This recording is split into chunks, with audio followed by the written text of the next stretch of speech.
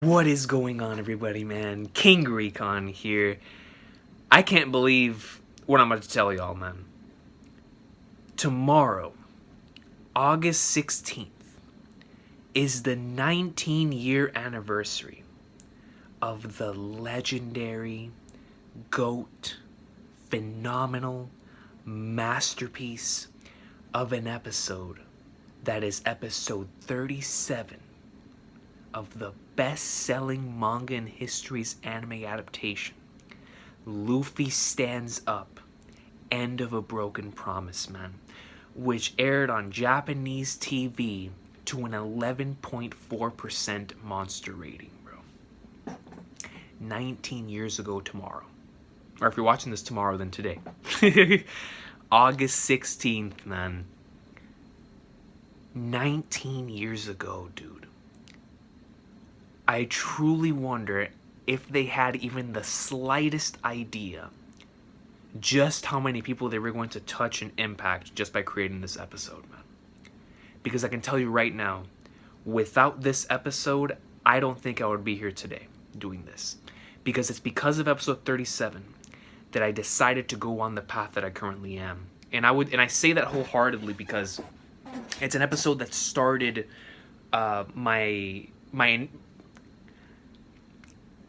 it like sort of started this whole passion thing that I have when it comes to, because at the time, you know, especially at being a teenager, you're trying to figure out what you want to do in your life. You know what I'm saying? And still as an adult, there's still never-ending questions when it comes to stuff like that. But after watching episode 37 and then having the answer to that question that I asked in episode 37 coming into fruition in episodes 278 and that whole stuff right there, was that I really wanted to pursue this, man. I really wanted to pursue a career where I could create something as wonderful as this. Because I truly feel like we're all impacted in different ways, but definitely impacted by stories. You know, this world is run by stories. And I'm glad that it is, because story is such a wonderful thing, man. There's nothing more wonderful, man, than a great story, bro. And episode 37 started all for me, man. It really did. It started that path, that trajectory, bro, and it hasn't stopped since, man. And I remember at the time, God bless Kaizoku fan subs, bro. Because if it wasn't for them, I truly wouldn't be sitting in this chair. But, you know, One Piece was the first long-running series that I'd ever binged. You know, up until that point, I'd been watching stuff on television. And then after Bleach, I got into other series, but most of them were short. And so One Piece was the first anime that I started watching that was long, and I would watch it after school and whatnot, and man, dude, eventually I got to this episode right here, bro. This arc in general, but this episode was such a wonderful middle of the arc episode. But man, it just changed everything, bro. It changed everything because for me, it hit all of the key points that I was in love with and passionate about at that point in time. You know, from a writing standpoint, it hit. And then as a television production geek slash nerd at that point in time, this most certainly hit, bro. Like, I remember just watching this episode, especially on the first time around, that I didn't really notice it because I was so immersed in the episode. But upon rewatch, I just noticed how wonderful and incredible the direction of this episode really is, man. And at that point in time, I don't think I'd ever watched an episode like that. Because it's one thing to have a well-directed episode from just a storyboarding standpoint, or just from a visual direction standpoint, or from a sound direction. You know, there's a lot of different things that go into making an episode, whether it is an actual television episode, a cartoon episode, whatever the case may be. A lot goes into it, and it's stuff that I'm very, very interested in. Stuff that I'm still involved in to this day. But to get to the point that I'm trying to get to is that whenever I went back and I watched the episode, and I was like, man, this episode creates so many feelings within you that you have to give credit to Oda for coming up with the original content, But you also have to give a lot of credit to the animators, and to the animators, to the director, and to the individuals that were in charge of the script and the way that it was structured, because it's something that's not easy to pull off, man. And I say that because this was the first time that I ever felt the way that I did while watching this episode. You know, just in order to create and invoke so many feelings within you, within one episode, that after you finish the episode, you just, at least for me, I broke my code of honor at that point in time, man, of never skipping ending themes. You know, you can ask a lot of my friends that are with me at that point in time. I always said I watch every opening and ending, man. I watch an episode to completion. After episode 37, there was none of that, dog. That was a minimized window and a skip. That was a minimized window, and that was a to the next episode. Because it was too cold. It was too cold. But I was already lost. I was like, yo, this is my jam. Anime is GOAT. One Piece is GOAT. Let's keep going. But this episode...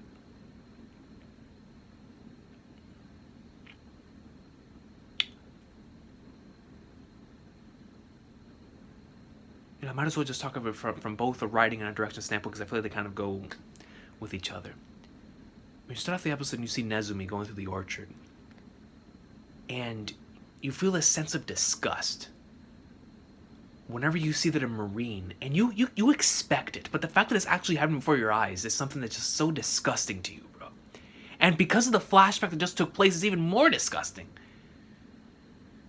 This man Nezumi proceeds to look throughout all the orchard, and then exacts the precise amount that Nami has been saving up for. And whenever he says the precise amount, it clicks in all the characters' heads and in all of our heads like Sweet Mother of Flagnars, this guy's in cahoots with Arlong. And it just makes you look at both Arlong and the government, and you're like, Sweet Mother of Flagnars. Like, it is one of the most sick... Like, I just remember feeling so disgusted. I still feel disgusted whenever I watch this moment. Because it's like, bro, you send this individual on a mission to collect this for you for 8 years, and it's crazy for me because I love villains. Y'all know this, but Oda wrote it to a way to where I said the villain gotta get pwned, dog. That man's gotta get his stuff rocked. And that was the first time I ever felt that way. I grew up being a Cell-Tard in the legendary, and I love that Gohan moment, but I was still a Cell-Tard. I grew up being a Cell-Tard, a Toguro-Tard, a Shishio-Tard, a flipping Aizen-Tard. Like, those are my boys. Alright? The freaking Vince McMahon, man, with Stone Cold. Like, bro, I grew up in the era of GOAT villains. But when I got into One Piece, dog, I said, screw that villain. Pwned him. Punch him in the face, dog. That's what I mean. That's what I'm saying, bro. But, like, it's changed everything for me, man. I was like, yo, I can't believe I'm feeling what I'm feeling right now. And so, they proceed to go through that. And you're like, bro, this guy Arlong went through just that insane act of sending her on a mission, and right as she is completing the mission of finally being able to buy back her village, he sends a Marine of all individuals, a corrupted Marine, to get it back, and then proceeds to say that the Marine's gonna get 30% of the profit. And you're like, bro, this dude, real deal is a bastard, bro. Like, I look back on it now and I smile because of just how genius it is. But, bro, every real deal makes me mad. Like, whenever you're watching, whenever you're in the moment, it just pisses me off. It's like, dude, how? How can you be that big of a bastard? And, of course, we know now after Fishman Island why he is the way that he is. But it's like flipping Mother of Flagnards. And, man, dude, there's several different Genzo moments that just hit home so hard. You know, when Genzo initially reveals to Nami that they've always known, that junk strikes in the soul, bro. It strikes in the soul. And you have him going up against Nezumi, man, saying, you know, screw all the bullcrap. And then you have Nojiko coming in from the other side saying the same thing. Like, yeah, if we don't like it, spread! We don't want you here! And then in the midst of all of that, whenever she's trying to protect the orchard, and my man tries to shoot Nami and ends up shooting Nojiko and instead. You know how shocked I was? I thought Nojiko was dead. I thought Nojiko got Bellamered. Brother, I was shook. And then you proceed to transition from that scene to see what Luffy's up to. And then whenever you see Nami holding Nojiko's body, and then Luffy goes right up to Nami, Nami in an enraged state pushes Luffy out of the way, goes back to Arlong. Arlong proceeds to grab Nami's face in the middle of her saying, what about the money? What about the deal? My man said, what do you mean, what about the deal? I ain't messed up no contract. The contract negotiations are right there in the fine print. And I was like, bro, this dude right here, man. And it just, the reason why it works so well is because we know so many people that when presented in a situation like that, they would work their ways around a contract like that. They would work their way around with a loophole. And that's what makes it so relatable in a situation like that. We're like flipping mother of flaggers. There are people like this that exist. And it just makes you mad. And then Nami goes back to the village. And no, bro, no. This scene right here, the next like 7 minutes is exactly why I love One Piece, bro. Or I shouldn't even say just say One Piece. It's exactly why I love anime, manga. It's why I love stories. It's just it's pure genius, man. It's just Oda being the GOAT. Nami heads back to the village, and Genzo and then they're riled up. They're ready to go up and like so more. They're saying, "Screw it, we're gonna go take on Arlong, bro." And man, just the visual direction, the sound direction was so GOAT. Because right before that, you have a scene with Usopp and Sanji where there's no music and it's just wind playing. There's this eerie wind while they're discussing things with each other. Zoro's like, all right, let's go. And you're like, yo, where are they going? You switch back. You see Genzo and Nami. And Nami's out here still trying to say that she's going to get the money back. Even though Nami just got her heart shattered. Her dream, bro, what she wanted to do for the past 8 years, her only relying hope was just shattered before her very eyes, and she's still smiling for the people of her village. And people ask me why Nami is my favorite female character. And I'm like, brother, I don't need to tell you the facts right there. The facts are presented within the damn manga. Like, bro, how can I not love Nami after that? It's hard. Especially when I go back and rewatch it. She goes. And in the midst of all of that, is still trying to put up a strong look for them. Even though she knows that Genzo knows. Even though she knows that the entire village knows. And she's still trying to put up this front, bro. They look and they see the tattoo. And it immediately reminds Genzo of whenever she first got the tattoo. Just the incredible visual direction of putting these things in a perfect time. And there's no music playing, bro. No music, man. It's just the wind. And then out of nowhere, Genzo grabs me. He just walks up toward her. And he just puts Nami, bro, and hugs her, dog. Bro, when I tell you that is one of the most emotional moments that, like, bro, I'm telling you, when I first got into One Piece, I was like, bro, what is this? I mean, of course, I had felt emotion before. I had felt, like, when Gohan transformed, when Yusuke got saved by Pooh, when Naruto and the Zabuza stuff in episode 19, and, some emotional stuff, man. But, it always stayed in. Bro, when Genzo grabbed Nami, and you hear Mother C playing in the background while Nami's tears are coming down because Genzo is saying, it's okay, we understand, dog. It's not, bro. That just hurts. It hurts, man. And the reason why it hurts is because of the incredible direction of the episode. I give credit to Oda because Oda's the one that originally wrote it. But by the heavens, in order to adapt it, it's gotta be done right. And it was done right. And I'm like, man, dude. Like, no matter how many times I rewatch that scene, it always hurts. It always hits home, bro. Because it's just the way that it's built up. It is a perfect 24-minute episode. You can go back and watch episode 37 right now. And you can have minimal recollection of the Arlong Park arc. And because of the way this episode was directed, from the way that it begins until that moment right there, you will feel all of the emotion coming in from Nami to where you just want to cry. And Genzo's just holding her, bro, telling you, yo, it's gonna be alright, dog. We're gonna take care of him here. And Nami, you just see the tears coming straight down from Nami, man. And one of the most expressive, especially for that time, and when it comes to the limitations of technology at that point in time, that was a very expressive facial expression that she gave when she was crying with Genzo. And that was a true crying face. And After Genzo says that and reassures her, he says, I'm sorry, but we still gotta do it. And Nami says, you're gonna die. And Genzo says, we know! And I was like, bro, these are the ride and die dudes! Like, yo, this is loyalty. This is what I'm talking about, dog. And then Nami's like, man, despair.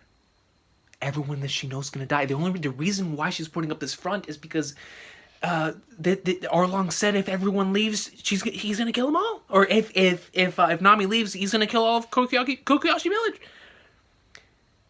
And then they're all gonna end up dying anyway. And everything that Nami worked for, her every single last bit of hope is gone. And she looks down towards the tattoo, man, and wants to decimate the very same thing that put her in this place in the first place. Because she's angry at herself and at Arlong, man. And she just starts yelling his name. And what an amazing voice acting performance, dog. And just the visual direction where you see it from multiple different angles, from below, from the top. Even the fall, the initial fall that Nami has when she falls down onto the ground, you see that from like an angle from below. It's just amazing in the way that it's shot. And when Luffy finally catches it, bro. When Luffy finally catches it, and he's like, yo. Nami just starts telling him to leave. Taking the dirt, throwing it at him like, you don't know what's going on. Luffy's like, nah, I don't know what's going on. And I love that so much because it's like Luffy doesn't have to know what's going on, dog. You just say the words and my guy's in there! And Nami, bro. In the midst of all of that, finally could not hold it in any longer.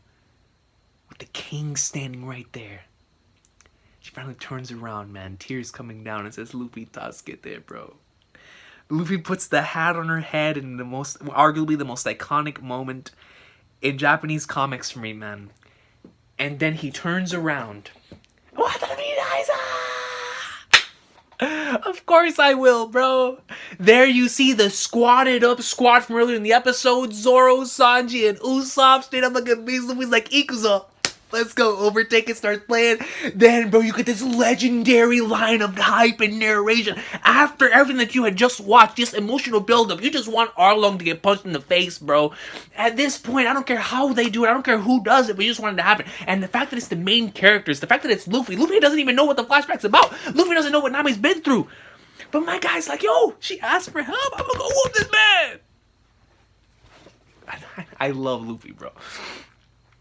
And they're going through. And you have this it's just the walk to Arlong Park. It's the walk, man.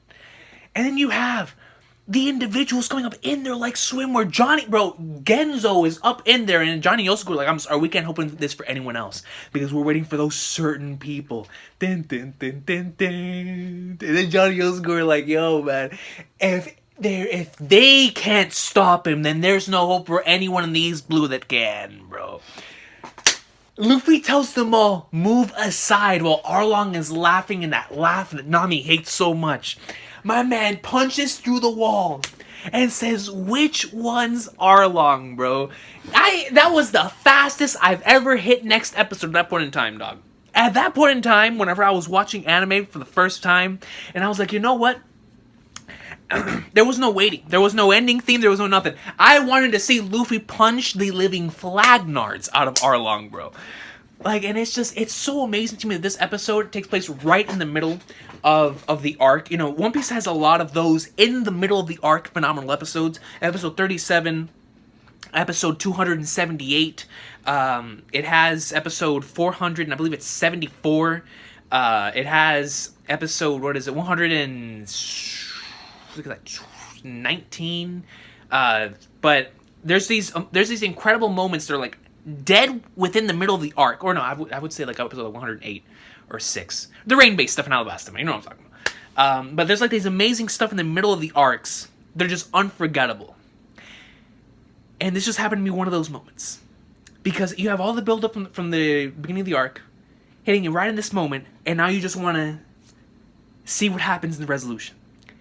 And then in the climax. And I'll tell you what, man. This episode is it's the reason why I'm sitting in this chair today. And this episode will forever stay one of my favorite episodes in all of anything.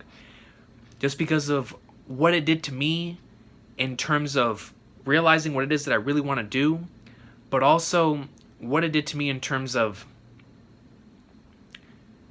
like accepting the fact that, you know what, man, it's okay to feel emotional watching anime and manga, or we're just watching anything in general.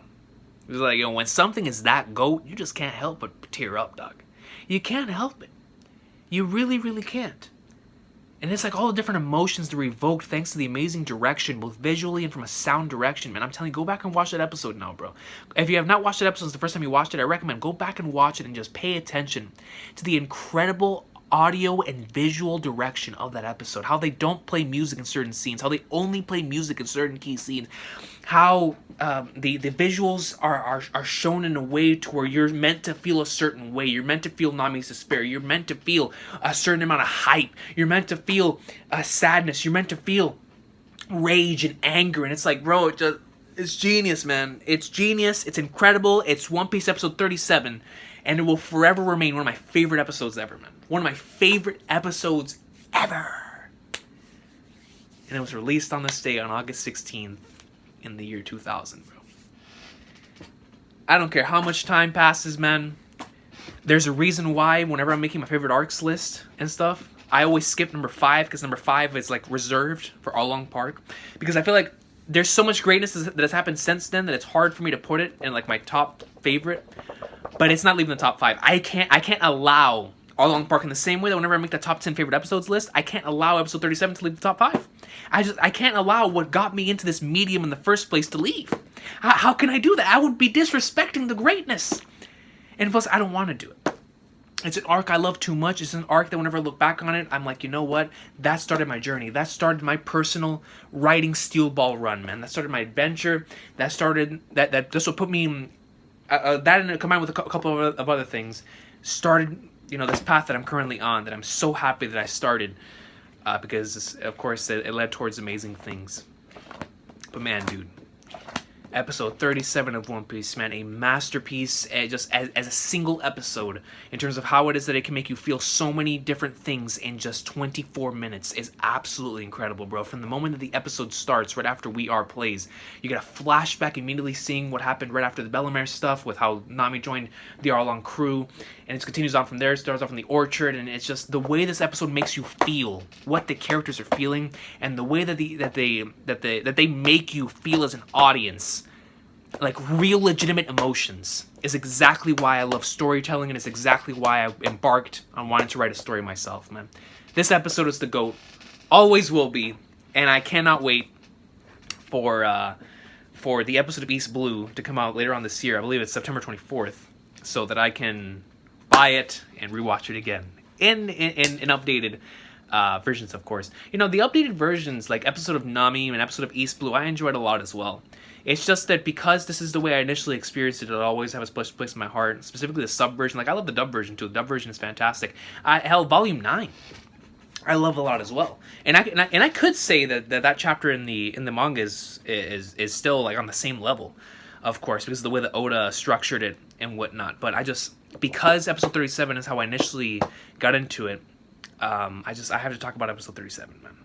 And I cannot wait for this top 10 episodes for One Piece, because listen, man, this series has a lot of GOAT episodes, but this one is without question one that's always been one of my favorites. At one point in time, it was my favorite. I don't know about it now, because there's just been so much greatness. It's definitely like there, like it's in the wheel. It's in the wheel of like episodes where I'm like, okay, this could be my favorite. This could be my favorite. This could be my favorite. This could be my favorite. But yeah, man, I love this episode, and I just want to come on here and talk about it, because it's episode 37. It's episode 37, man. But I hope everybody has an awesome sauce of a day. Take care. One Piece greatness. Keep moving forward. Keep going up in like swimwear. And I will see y'all in the comments section. And hopefully I will see y'all tomorrow, because I'm still unsure of whether I'll be home in time to say that I can release the reaction tomorrow. Because I might get home late enough to where the reaction comes out on Saturday. But I hope that I'll have enough time to be able to come to my house in the middle of the day to record One Piece and head out to do whatever it is that I need to do, because I really want to read this chapter tomorrow, man. We've been on a break, and I cannot wait to see what happens. But this has been the Recon's piece. with your boy King Recon. I will see y'all next time. Let me know what y'all think about episode 37 in the comment section down below. And if I messed up your initial rankings for the thing reminding you of how legendary this episode is, I apologize. That's what happens when you start talking about a One Piece episode. You're like, dang it, man, that is a GOAT episode, or that is a fun moment. Well, for certain ones, certain things that certain people differently. But for me, this is one that hits home.